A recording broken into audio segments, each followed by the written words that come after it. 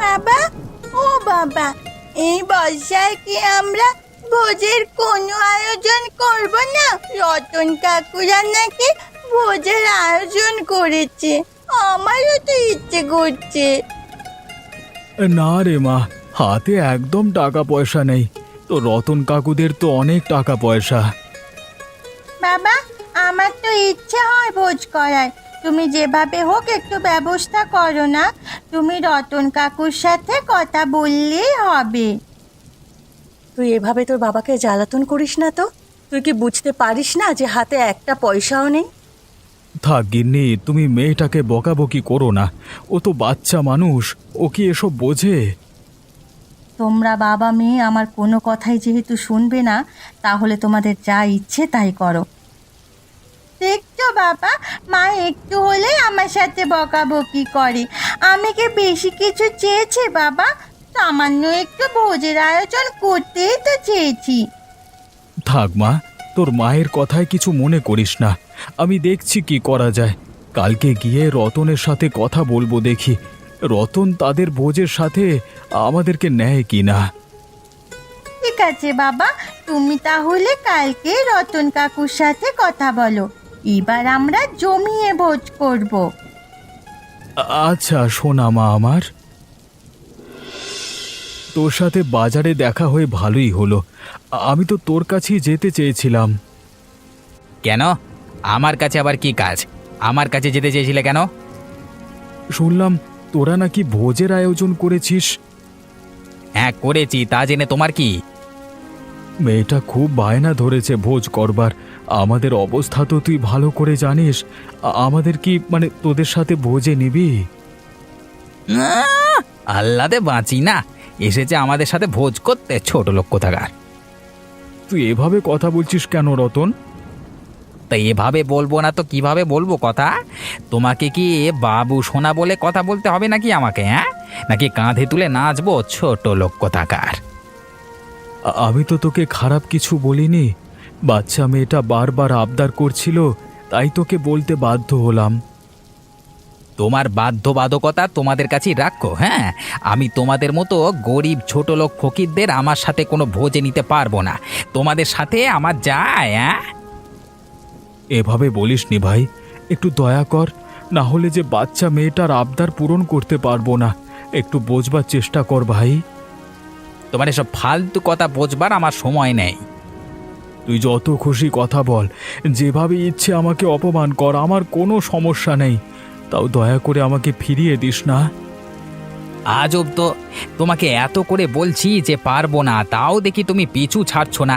তোমার মতন লিচু লোক এমনিতেও পিছু ছাড়ে না। আমি চলে যাচ্ছি। তাই যাসনে, কথাটা শুনে যা, যাসনে। কি গো, তোমাকে এমন দেখাচ্ছে কেন? মনে হচ্ছে কোনো কারণে রেগে আছো। কিছু কি হয়েছে? আমাকে বলো। কি আর হবে, সাত সকালবেলা সুকান্ত এসে মেজাজটাই খারাপ করে দিল। সুকান্ত? সুকান্ত আবার কি করলো যে তোমার মেজাজ খারাপ হয়ে গেল? ওর সাথে দেখাই বা হলো কোথায় তোমার? কোথায় আবার, বাজারে। তো সুকান্ত করলোটা কি? কি আর করবে, এসেছে বাজারের সবার সামনে আমার কাছে আবদার নিয়ে। কি আবদার নিয়ে আসলো আবার? আরে আমরা যে ভোজের আয়োজন করেছি সেটা ওই ছোট লোকেদের কানে চলে গেছে। এখন এসে আমাদের কাছে সে আয়োজনের ভাগিদার হতে যাচ্ছে। কি বলছো তুমি? ওরা এসেছে আমাদের সাথে ভোজের আয়োজনের অংশ হতে? হ্যাঁ, সেই আবদার নিয়ে এসেছিল। তুমি কি বললে? তুমি আবার রাজি হয়ে গেলে নাকি? কি যে বলো, পাগল নাকি আমি? ওদের মতো লোকেদের সাথে আমাদের যায় নাকি? হ্যাঁ, আমাদের যায় সমাজের গণ্যমান্য লোকজনের সাথে, গ্রামের মোড়লদের সাথে। ওসব নিচু ছোট লোকেদের সাথে যায় না। এই আবদার নিয়ে আসলো, তুমি ভালো মন্দ কিছু বলনি ওকে? ওর এত বড় সাহস হয় কিভাবে? তার বলতে ও অপমান করে দিয়েছে, একদম একদম ঝেড়ে চেটে দিয়েছি। হ্যাঁ, ওসব ছোট লোকেরা অপমানেরই যোগ্য, ওরা কোনো ভোজের যোগ্য নয়। ভালোই করেছো।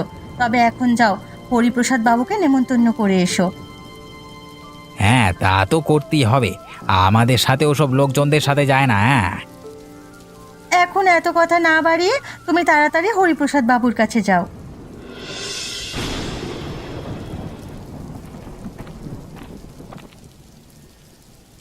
বাবা, ও বাবা, তুমি এসেছো?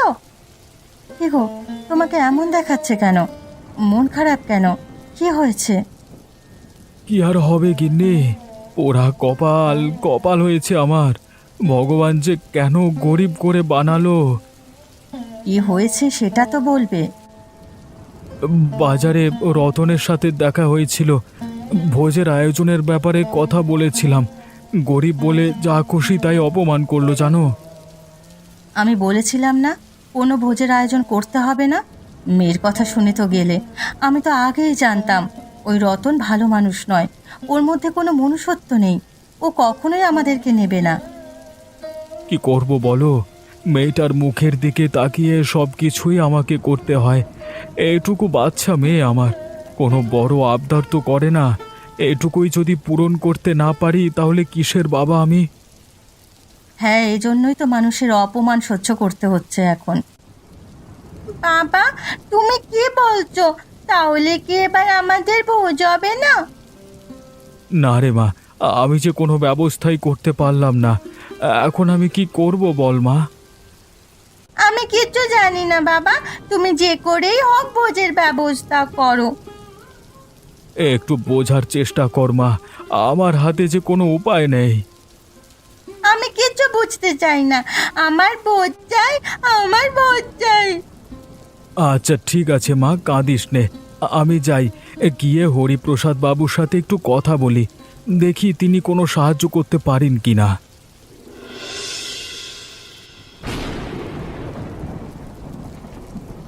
ইয়ে, রতন আর সুকান্ত একই সাথে দুজনে দেখছি আমার বাড়িতে, কিছু হয়েছে নাকি?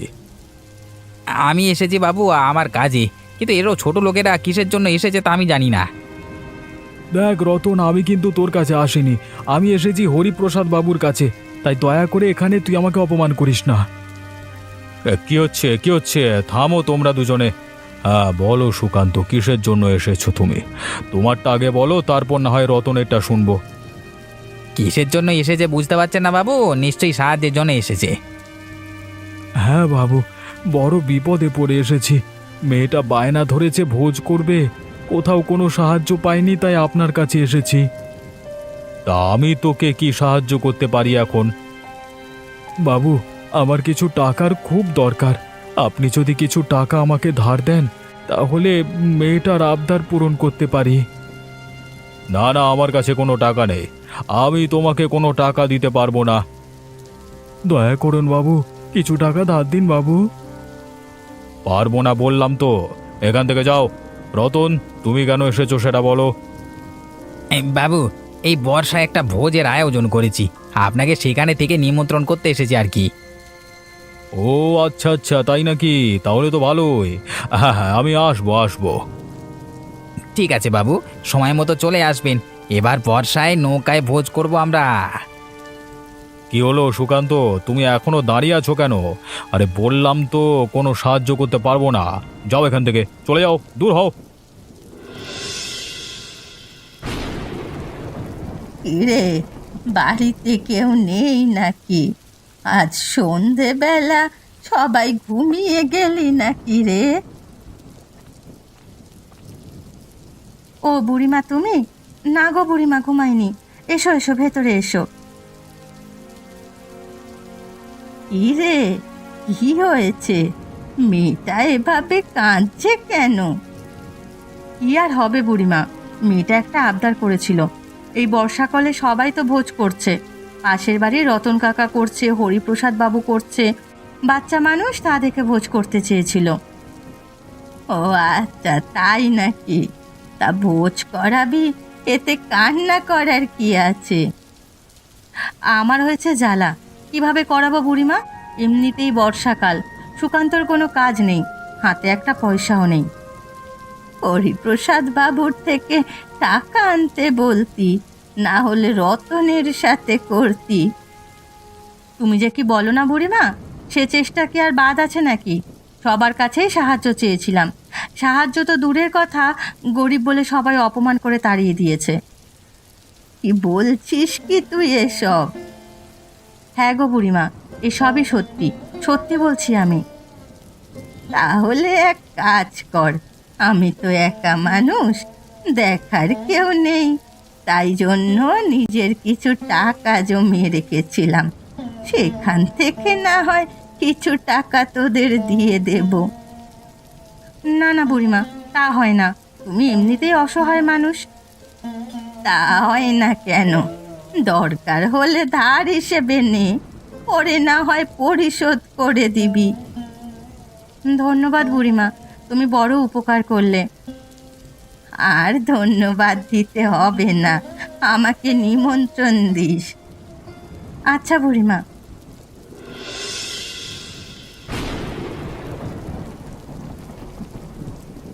কি গো, তুমি এসেছো? তা মুখটা কালো করে আছো কেন? কিছু হয়েছে? কি আর হবে গিন্নি আমার, হরিপ্রসাদ বাবুর কাছে তো গিয়েছিলাম, কোনো উপায় তো হলো না। তিনি কোনো টাকা ধার দিতে পারবেন না। গিয়ে দেখি সেখানে রতন উপস্থিত, দুজনে মিলে আমাকে অপমান করে তাড়িয়ে দিল। থাক, তুমি আর মন খারাপ করো না। আমাকে অপমান করেছে, এজন্য তো আমার মন খারাপ নয় গিন্নি। আমার মন খারাপ হচ্ছে আমার মেয়েটার কথা ভেবে। মেয়েটাকে যে আমি কি বলবো কিছু বুঝতে পারছি না। মেয়েটাকে কিছু বলতে হবে না। কি বলছো তুমি? বলতে হবে না মানে? একটা ভালো খবর আছে গো। খবর? কি আবার সে ভালো খবর? ভালো খবর হলো, বুড়িমা এসেছিল, আমি তাকে সবটা বললাম, তিনি টাকা দিতে রাজি হয়েছেন। কি বলছো তুমি? তুমি কি বুড়িমার থেকে টাকা ধার চেয়েছিলে নাকি? না গো, আমি ধার চাইনি, বুড়িমা নিজে ইচ্ছে করে টাকা দিতে চাইলো। কি বলছো কি তুমি? বুড়িমা টাকা দেবে? বুড়িমা তো নিজেই চলতে পারে না, সে টাকা দেবে কিভাবে? আর দিলেও তার টাকা নেওয়া আমাদের উচিত হবে। আমি টাকাটা নিতে চাইনি, বুড়িমা জোরাজোরি করছেন, শেষ অবধি বললেন যেন টাকাটা নেই, দরকারে প্রয়োজনে পরে হাতে টাকা আসলে যেন তাকে ফেরত দিই। কি যে শান্তি লাগছে খবরটা শুনে মনের ভেতর। বুড়িমা ভালো মানুষ। হ্যাঁ, বড় একটা দুশ্চিন্তা দূর হলো। আর তাহলে তুমি এখনই যাও, ভোজের আয়োজন করো। হ্যাঁ হ্যাঁ, যাচ্ছি যাচ্ছি। কি গো, গ্রামের খবর কিছু রাখছো নাকি? কেন, কি হয়েছে আবার গ্রামে? ও মা, আমি দেখছি তুমি তো কোনো খোঁজই রাখছো না, কিছুই তো জানো না। আরে বাবা, এত ভনিতা না করে বলবে তো কি হয়েছে? শুনলাম সুকান্তরা নাকি ভোজের আয়োজন করতে যাচ্ছে। কি বলছো তুমি? সুকান্ত ভোজের আয়োজন করবে? ওর মতো ছোট লোক এত টাকা কোথায় পাবে? হ্যাঁ গো হ্যাঁ, আমি সত্যি বলছি, ওরা ভোজের আয়োজন করতে যাচ্ছে, শুনলাম বুড়ি নাকি ওদের টাকা দিয়েছে। না না, এ কোনোভাবেই হতে পারে না। আমি ওদের কোনোভাবেই ভোজের আয়োজন করতে দেব না। কিন্তু তুমি ওদের কিভাবে আটকাবে? ওরা তো ইতিমধ্যে আয়োজন শুরু করে দিয়েছে। যেভাবেই হোক ওদের আটকাতে হবে। ওদের মতো ছোট লোক যে আয়োজন করবে, আমরাও একই আয়োজন করব, এটা কিভাবে হয়? এটা আমি কখনো হতে দিতে পারি না। তো তুমি কি করতে চাচ্ছ? তোমার কাছে কোনো বুদ্ধি আছে নাকি? সেই বুদ্ধি আমার মাথায় আছে। কি বুদ্ধি? কি করতে চাচ্ছ আমাকে বলো। ওরা যে টাকাগুলো পেয়েছে আয়োজন করবার জন্য, সেই টাকাগুলো চুরি করে নিয়ে আসবো।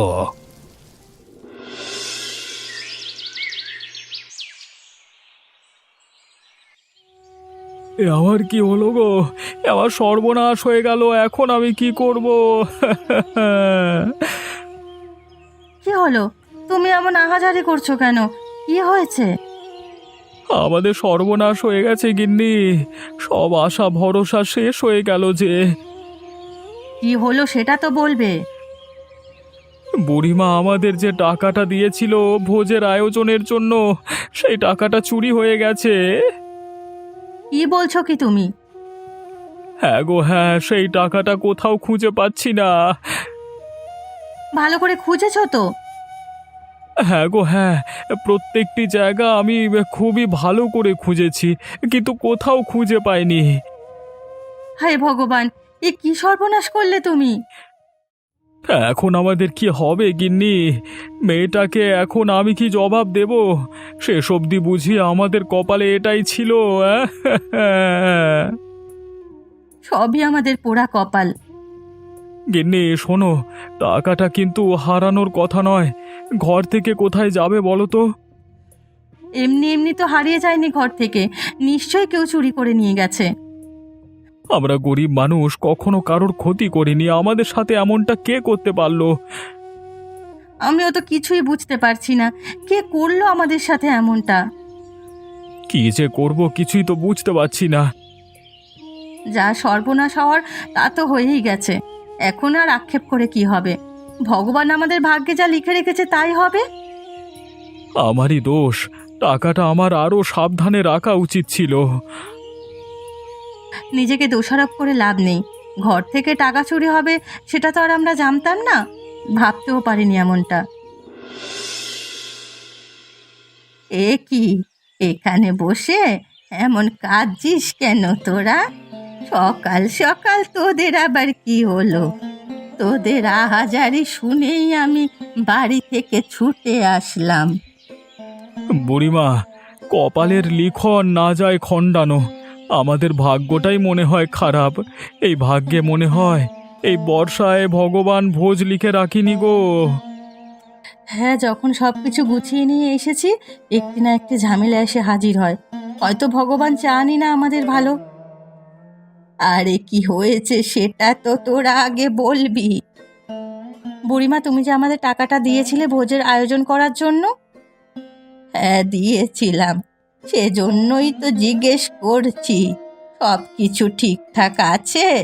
তাহলে আবার নতুন করে কি হলো?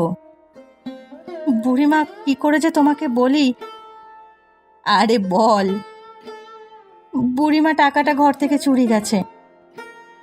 কি বলছিস তুই? টাকা চুরি গেছে মানে? চোর আসলো কোত্থেকে? তোরা তো কারো ক্ষতি করিসনি, তাহলে তোদেরকে ক্ষতি করে দিল? সেটাই তো ভাবছি বুড়িমা। এই জীবনে আমি কখনো কারোর কোনো ক্ষতি করিনি, কিন্তু আমার সাথে কে এমনটা করলো? থাক, তোরা মন খারাপ করিস না। যে এমনটা করেছে ভগবান তার উপযুক্ত বিচার করবেন।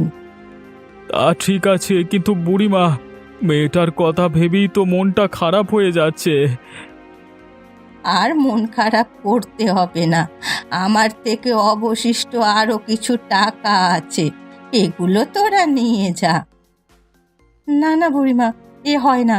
এমনিতেই তোমার থেকে টাকা নিয়েছি, আর না। না বুড়িমা, তুমি অসহায়, তোমার তিন কুলে কেউ নেই। হয়তো এই সামান্য কটা টাকা রেখেছিলে শেষ জীবনের জন্য, কিন্তু তা আমরা কিভাবে কিভাবে নিই বলো তো? কেউ তো নেই আমার, টাকা দিয়ে কি হবে? তোরা তো আছিস আমার আপনজন, তোরাই আমাকে দেখবি। কিন্তু বুড়িমা, কোনো কিন্তু নয়।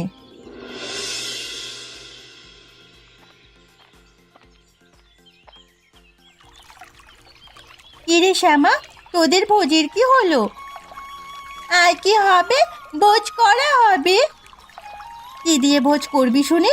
শুনলাম তো তোদের টাকা পয়সা নাকি সব চুরি হয়ে গেছে। হ্যাঁ, চুরি হয়ে গেছে। তাহলে কিভাবে ভোজ করবি? কেন, বুড়িমার টাকা দিয়ে। বুড়িমার টাকা? সেই বুড়িমার টাকাই তো শুনলাম নাকি চুরি গেছে। হ্যাঁ, তবে বুড়িমা নতুন করে আবার টাকা দিয়েছে, সেই টাকা দিয়ে আমরা ভোজ করব। কি বলিস, বুড়ি তোদের আবার টাকা দিয়েছে? হ্যাঁ দিয়েছে। তাতে কি তোমার খুব অসুবিধে হচ্ছে কাকিমা? আমার আবার কিসের অসুবিধে? আমার কোনো অসুবিধে নেই। তাহলে বলছো যে? ছোট লোক কোথাকার, কতবার মানুষের থেকে টাকা নেয়। তোদের কি একটু লাজ লজ্জা বলতে কিছু নেই? বারবার মানুষের থেকে টাকা আনিস, আবার সে টাকা দিয়ে ভোজের আয়োজন করিস। তাতে কি হয়েছে? ধারে এনেছে, আবার পরিশোধ করে দেব। তোমার থেকে তো আর টাকা আনিনি। বাবা, যত বড় মুখ নয় তত বড় কথা। এটুকু বাচ্চা মেয়ের কি কথা গো? আমি আবার তোমায় কি কথা বললাম কাকিমা? আবার মুখে মুখে তর্ক করা হচ্ছে?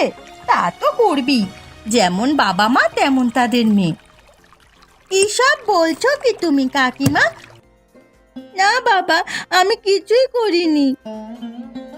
তাহলে গৌরী কাকিমা ভোজের কথা জিজ্ঞাসা করেছিল, আমি বলেছি আমরা ভোজ করব।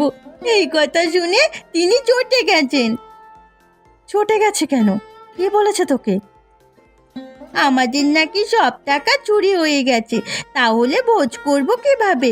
আমি বললাম বুড়িমা টাকা দিয়েছে, তাতেই তিনি চটে গেলেন। গরিব ছোট লোক বলে গালাগালি করলেন। থাক মা, কাঁদিস নে। তা তো বুঝলাম, কিন্তু আমার মাথায় অন্য কথা ঘুরপাক খাচ্ছে। কি কথা?